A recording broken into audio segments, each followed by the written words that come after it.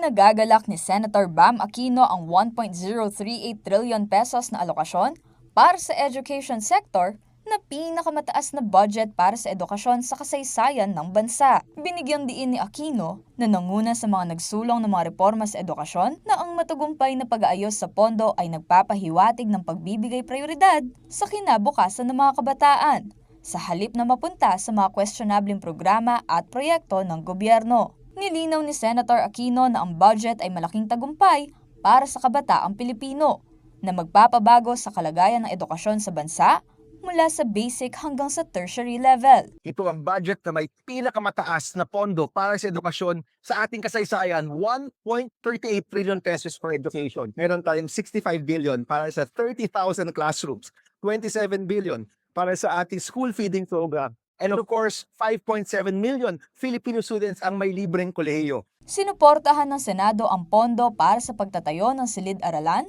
mula sa orihinal na 13.2 billion pesos na iminungkahi sa National Expenditure Program, ay ginawa itong 65.9 billion pesos o 52.7 billion pisong pagtaas. Ang pondong ito ay nakatuon sa agarang pagtugon sa tinatayang 165,000 classroom backlog ng bansa. Nababala ni Aquino ay maaaring umabot sa mahigit 200,000 kung hindi tutugunan. Gagamitin ang budget para sa panukalang Classroom Building Acceleration Program Act na iniakda ni Aquino na nagpapahintulot sa DepEd na makipagtulungan sa local government units o LGUs at civil society organizations upang mapabilis ang konstruksyon. Para naman labanan ng malnutrisyon sa mga mag-aaral, itinulak din ng senador na palawakin ang budget para sa school-based feeding program mula 11.7 billion pesos patungo sa 28.6 billion pesos. Ang 16.9 bilyong pisong dagdag na ito ang magpapalawig sa programa mula sa kasalukuyang 120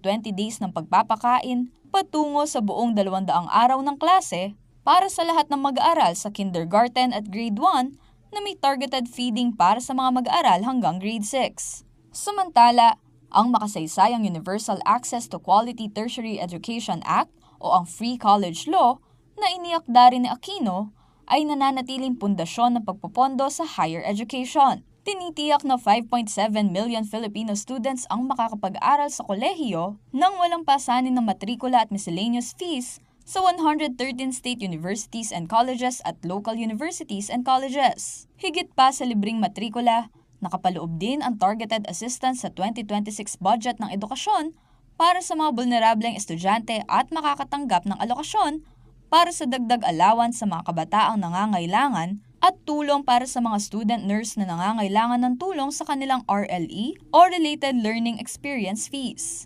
May suporta at allowances din para sa mga estudyanteng nasa panganib na huminto ng pag-aaral upang matiyak ang pagpapatuloy ng kanilang edukasyon. Meron ba pong dagdag allowance sa mga kabataang nangangailangan, sa mga nurse na nangangailangan ng tulong sa RLE, at syempre yung students at fear at risk of dropping out, at meron din pong tulong. Pero may panawagan si Senator Aquino para sa pagbabantay ng publiko dahil humaharap pa sa isang kritikal na balakid ang inilalaang pondo. Pero ito po, kailangan natin bantayan. Hindi pa tapos ang laban, magkakaroon pa ng BICAM, kailangan natin bantayan na yung lumabas dito po sa BICAM at mapirmahan ng presidente ay isang budget na talagang mahalaga para sa kabataang Pilipino.